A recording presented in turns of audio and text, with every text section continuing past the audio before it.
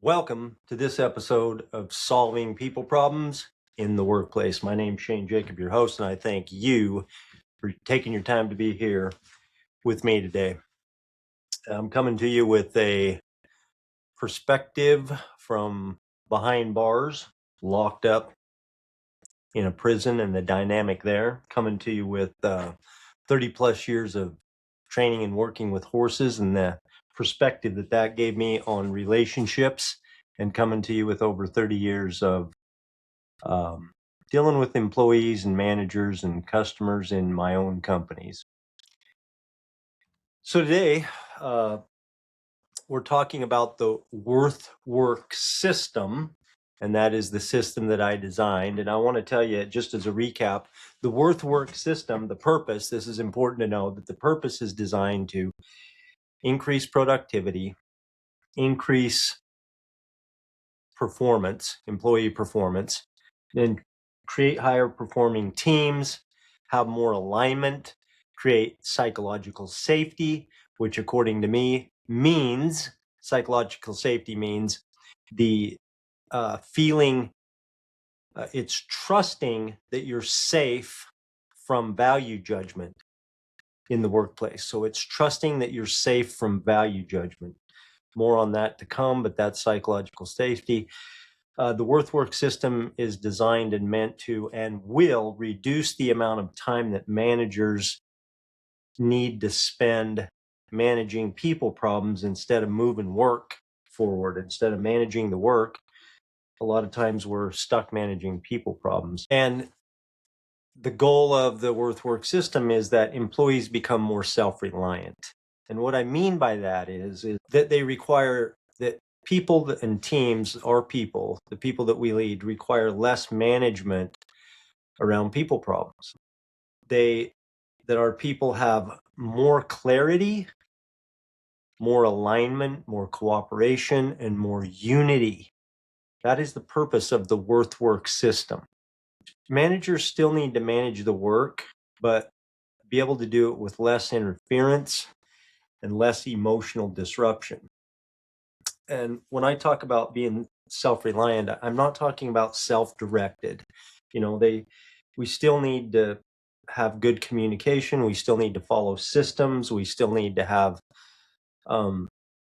we still need to be on board together, and we still need to have a structure of who's in charge and who's responsible and all that. I'm more talking about emotionally self-reliant. And that just means that you being more emotionally self-reliant means that you have less conflict in the workplace. You handle your own emotions better and your own reactions. So we have more cooperation and we have less time. Your manager needs to spend less time managing people problems and managing all the emotional disruption and all the stuff that go on with people, as opposed to, it's enough just to try to manage work and move it forward. Okay. The focus of this episode, today's discussion in the worth-work system, one piece of that is what today is about, and that's called the separation skill. It's what I call the separation skill. And what I mean by that is separating behavior from value. Value meaning the worth of an individual. Okay. So there's two steps to that. And the two steps are, first of all, accepting the idea that it's possible to separate behavior from value, and then learning the skill and practicing it and implementing the separation skill.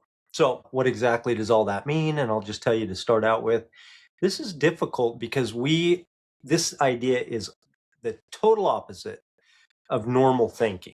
Okay, we're taught that what we do determines our value. We are taught that, we're taught and conditioned. Hey, if you get good grades, you're a good kid.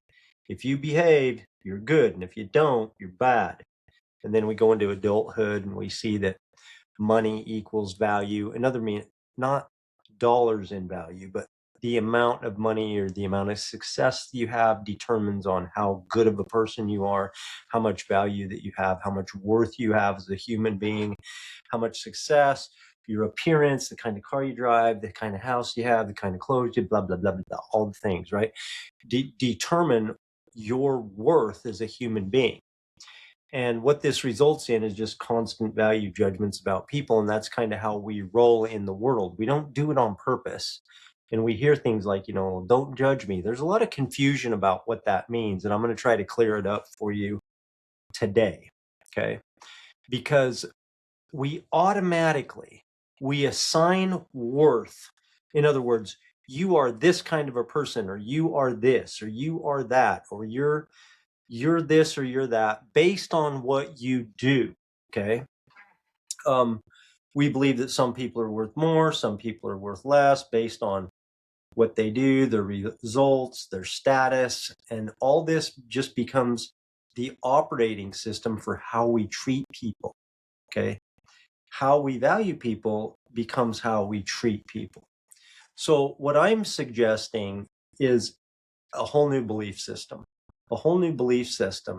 that says, this is what I'm asking you to consider adopting, to consider accepting, because this is the first step to agree with and agree to develop the belief that behavior has absolutely no effect on a human being's value. None whatsoever. Zero. Nada. Nothing can change a human being's worth. Okay. We are all inherently perfectly valuable, 100% valuable, regardless of what a person does, regardless of what a person doesn't do, and regardless of what has been done to a person. Okay. So we all have perfect worth and imperfect behavior. Okay. That's the idea. Now, I say that, and it's like, oh, yeah, that sounds pretty good. But you can't just hear this idea and automatically accept it, because we've had lifetimes of conditioning, not necessarily intentional and purposeful conditioning, but we've had lifetimes of conditioning, and there's all this automaticity, all this, it's just happening automatic. It's playing in the background, and we believe that a person does a certain thing, then that determines then that's the kind of person they are. That's kind of a less than person, and this is kind of a more than person. This is a big shift. I'm actually asking you to really think about the idea that every human being, regardless of what they do, including you and me, okay, has the same perfect value, 100%, not 99, not 101. If you fully buy into that, that means that there's no bad people. None.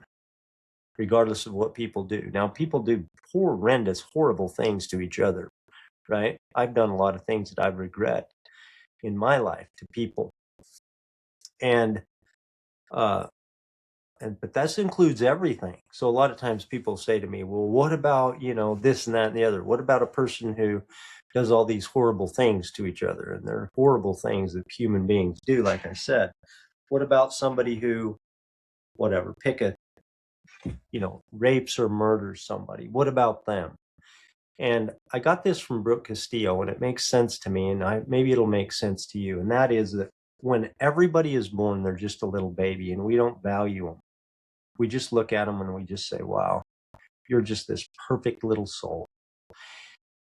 And if that changes from the time that they're a baby to the time that they get older, then that means that behavior equals the worth of that individual, that human being.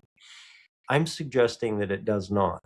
Now, I'm not suggesting that behavior doesn't matter by any means. That's not what I'm talking about at all. Okay. What I'm talking about is that even though people do things that are just horrendous, okay, that it doesn't affect their worth as a human being. And I'm just asking you to consider that idea, because I don't believe it's ours to make those judgments anyway. I think that's where the confusion comes from. A lot of us try to live right and do right, and a lot of us are Christians, and we buy into the idea that thou shalt not judge, and it's up to God. It's to God's. To judgment is His, right? but yet we have to make judgments. So how does that work? And it can be confusing, right? Because we're making judgments all day long. And I believe what the confusion is this, that what we need to do and what we must do is judge behavior, okay? And behavior is important. What we do matters. It matters. But it's not to us to judge a person's worth, a person's value, even based on what they do or don't do. I think that's not for us. I think that's God's. And I think when they say don't judge, that's what they're talking about. I firmly believe that. Okay. And that goes for you, the way that you view yourself also. Okay. So this is a pretty big concept. It's kind of hard to take in all at once, that what you do doesn't affect who you are, the kind of person you are. It doesn't make you a little bit less than. It doesn't make you a little bit deficient. It doesn't make you a little bit not enough, and that person a little bit more, and you're a little bit less. It doesn't make any of that, okay? And if you can buy into the idea, if you choose to buy into this idea that, let me come back to the people. Let me finish the thought about the people that do these horrendous acts. It reminds me of a story in a book called the Bible, where back in that time, during the time of this story, if a woman would have committed adultery, it was a big horrendous thing. It was just unbelievably horrible. So what they would do at this time is they would gather together, and they'd gather up a bunch of rocks, and they'd pelt them, throw them at this lady until she died. Okay, that's the way they rolled back then. And then this guy came along, Jesus they called him. Anyway, he comes along one day and he's like, "Hey, hold on, fellers, time out here. Let's give me a second here before you start chucking your rocks." And he says, if any of you haven't ever sinned, then go ahead and you start throwing your rocks. But they'd all sinned. So they just put their stones down and they left, because, well, there was none of them that had not sinned. And then he told the lady, he said, "Go your way and sin no more." So, there were consequences. And this guy, Jesus, didn't say, "Hey, it's okay, and it was a good idea that you committed adultery." He just said, "No more of that. Go your own way." The message that I took from that was that he's telling us, human beings, that we don't get to judge the value. We judge the behavior. But as far as what happens with, I don't want to get into, religious beliefs and stuff like that, but it's the same principle as here, that we only judge the behavior. Okay, we judge the behavior, and we have consequences for behavior. But we don't judge to the extent that we devalue the person enough to take their life or what they've done. So it's the idea that what we do doesn't determine who we are. Okay. Now, this is not an argument about capital punishment. I'm not even talking about that right now. What I'm talking about is that I believe people come into this world perfectly perfect, and we leave perfectly perfect, all of us, no matter what we've done. Okay. And some of us do absolutely ugly, terrible things to each other, and we also do amazingly kind and beautiful things in this lifetime, and that is called the human experience. And that it's not for us to determine a human being's value based on what we did. We only judge the work, but we always protect the person. Okay. Now, this goes for you too. This is very important, because if you're a leader, this thought process begins with you. It must begin inside of you. You must accept the idea that you, to start with, regardless of what you have done, regardless of what you will do, regardless of what you haven't done and what you won't do, and regardless of what has been done to you, that nothing can change your perfect worth. Now, I didn't know that, and I didn't believe that for a long period of time. And during that period of time, I thought I mentioned when I opened this podcast that I'd spent some time at the Crowbar Motel, in jail, in prison, as a matter of fact, both actually, for crimes that I had committed. And because of the things that I had done, I devalued myself. Okay, so I thought something's wrong with me. I'm less than the rest of the world because of what I'd done. They call that shame, where you are a certain kind of way because of what you've done. So I lived with this shame, and as a result of that shame, I had a negative impact on my life and everybody that I influenced during that period of time.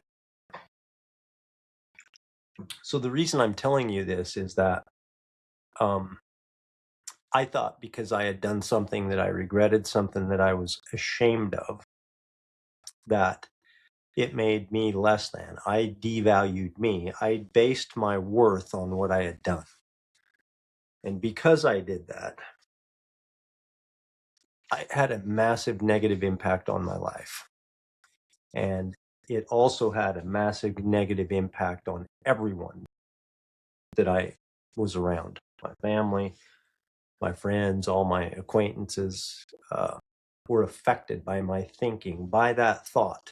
And what I've noticed, and you will notice too, if you choose to consider and buy into this idea, is that as you accept the idea that you have perfect worth regardless of what you do, a lot of things change. One of the things that changes are you do less things that you regret.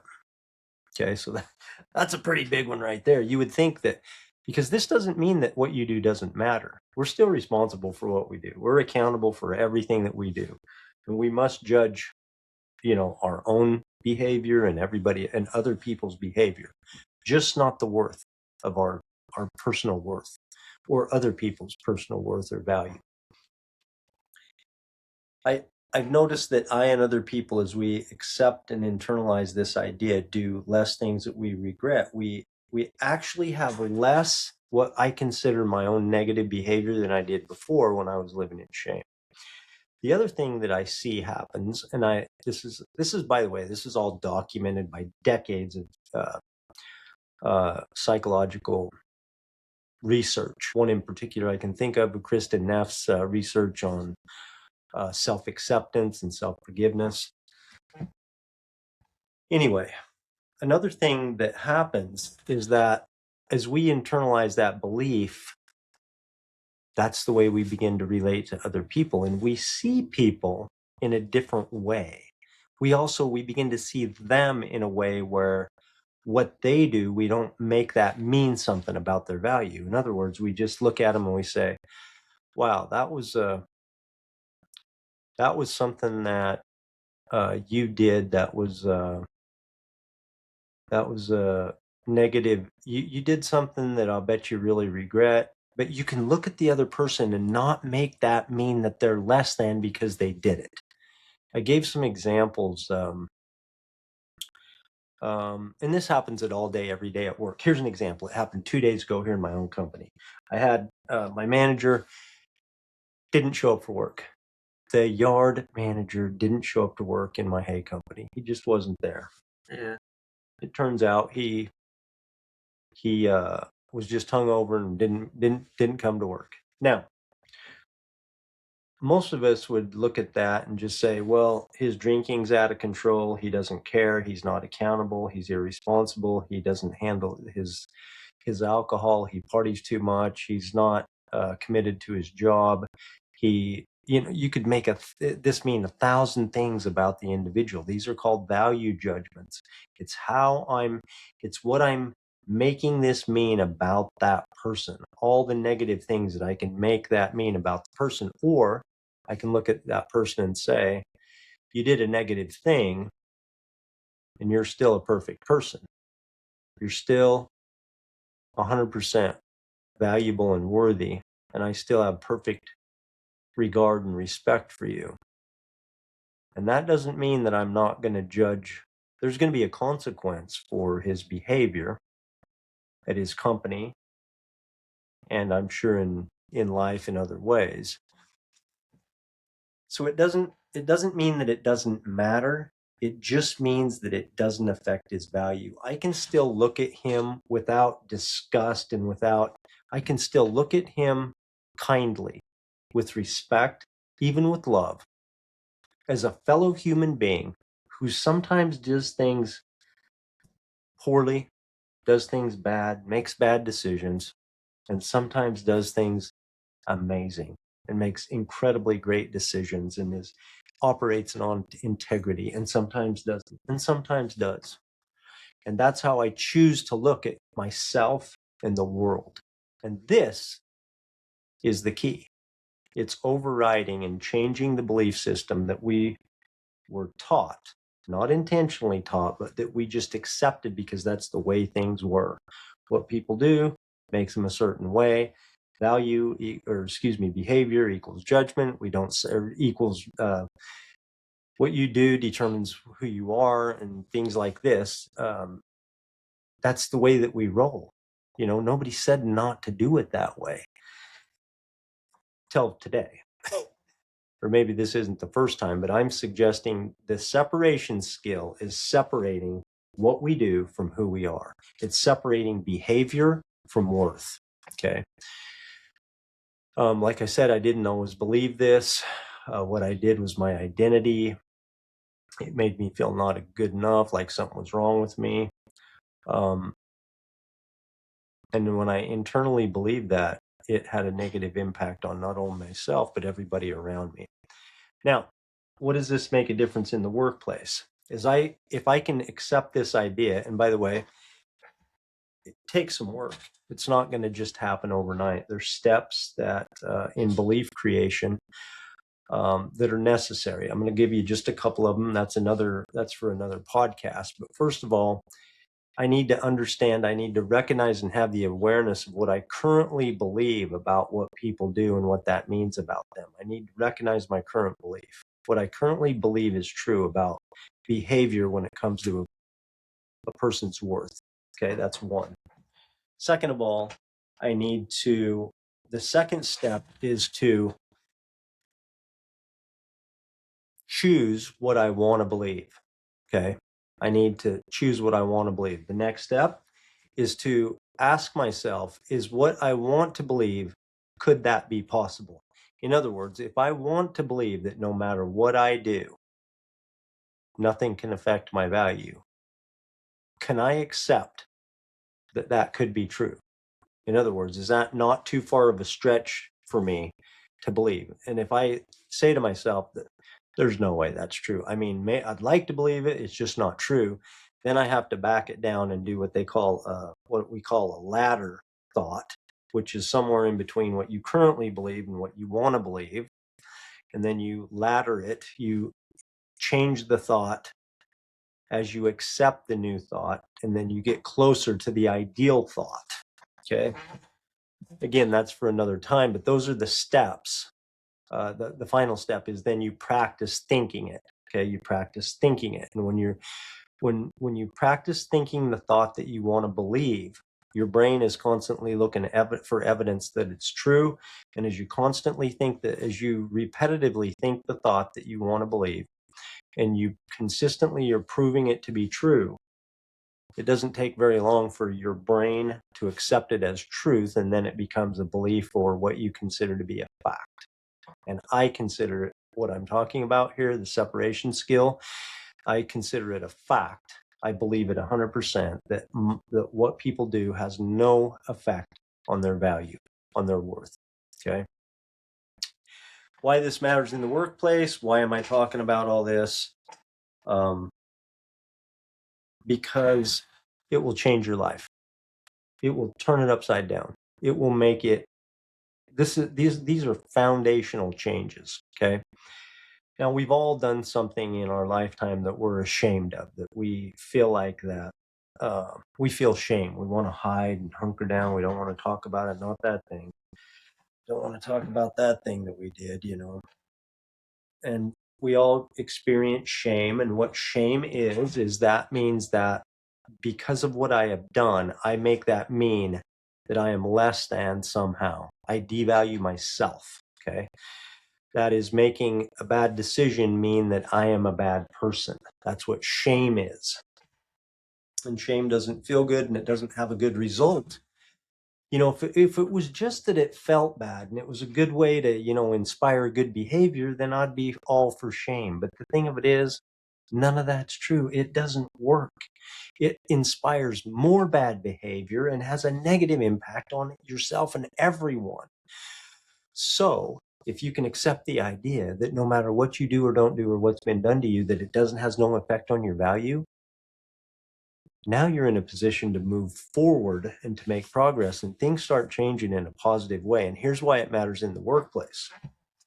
Because when, for example, if somebody needs to correct you or give you feedback about what's happening, you will make that mean that something's wrong with you. So you get defensive, and then we have problems like that in the workplace. So much defensive. And my motto is defensive is expensive. It takes so much time and you can't make progress in the workplace. Conversations break down. It leads to conflict, misalignment, loss of productivity. Managers are spending all their time trying to manage people's emotions and get people to get along instead of moving the work forward. Okay. The skill of the separation skill, when you separate behavior from worth, you can strictly focus on the behavior or judge the work without attacking the person. Protect the person. Now, if you've been very judgmental, if you let your frustration and your anger and when you let all that come out, when people feel the judgment, because of the way that they've been treated, you can't just say what you do doesn't matter anymore. I'm going to always protect the person, judge the work, and only protect the person. We need to say that so people know that that's what we're going for, but they don't immediately always buy in, particularly if we haven't been too good at it in the past. If we've let frustration and how could you do this, you're this and that and the other, if we're constantly making value judgments in the past, it's going to take a little bit of time for people to be able to accept the idea. But when we say it and when we live it, then people start to buy into it and the trust starts to go up. And what we have is when that happens, when human beings, and we must believe it in our heart and soul about ourselves, because the way that we relate to ourselves is the way that we relate to the world. And when we believe that in our heart and soul first, that's why I talked about us individually first as leaders, then it's so much easier to come out. Now I can look at somebody who doesn't show up for work and say, and I can't be just mad and make him, oh, he's such an idiot and he's this and he's that and all the things that I can do. I can just look at him with compassion, even love, with kindness and with respect. I don't respect what he did. I just need to respect him. And when I can do that, with myself to begin with, it makes it so much easier to do it with other people. And when I can do that with other people, they begin to trust me. The defensiveness goes down. The respect goes up. And guess what else goes up? We have more openness. We have more engagement. People are willing to, participate more and help and make recommendations. We have more innovation.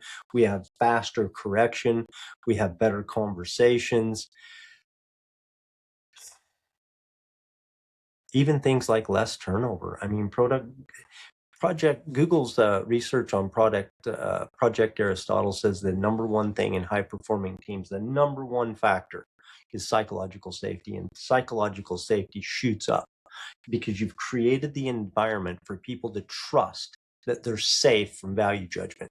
And psychological safety, I've said earlier, I'll come back to this here. I'm coming back to it. Psychological safety, I'm going to say it again. My definition is that people feel in the group, whatever the group is, the team, the workplace, between you and the boss, your group, people feel safe. They trust that they are safe from value judgment. That means that they know that if they screw up, if they make a bad decision, They're not going to be made, they're not going to have a value judgment. Somebody's not going to think they're a total idiot, or that they're this, or that they're that, or anything because of what they've done. Okay. Because in this group, we separate who we are. We separate what we do from who we are. Okay. So we can still there's still accountability, because what we do is important. I mean, that's why we're there. We're there to do what we're there to do, and to be as successful and to consistently improve what we're working on, so that we can be more productive and more profitable and more efficient and all that. Really, it comes down to be more profitable, so that because if the organization that we're at is more successful, then we're all going to get more of why we showed up. And that includes the dollars, but it also includes how we feel and how we get along with each other in the group, which is part of what we get out of our work. Okay. So when we can strictly focus on the work and people know that it's not about them, they're not defensive.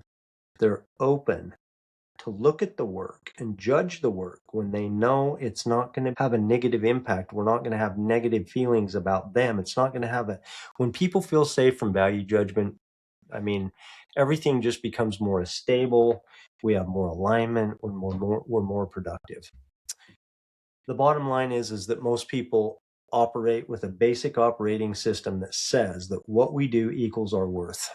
The worth work system, the premise is that your worth is non-negotiable. It is solid, it is fixed, and nothing can change it. Okay. Behavior is what we need to change and work on and adjust. Okay. And the separation skill, judge the work, protect the person, says that we do judge the work, and it is important. And we always respect and regard the person. We always protect the person. That is the key. That is the principle of the worth work system. Judge the work, protect the person. This changes how the response that we get. It changes how people engage in the workplace. It changes how leaders lead. And this just attacks and reduces people problem at the root, at its core, because that is where they're coming from. Just about everything that we do or don't do is guided, or at the root of it, we are guided by what we believe to be true about ourselves.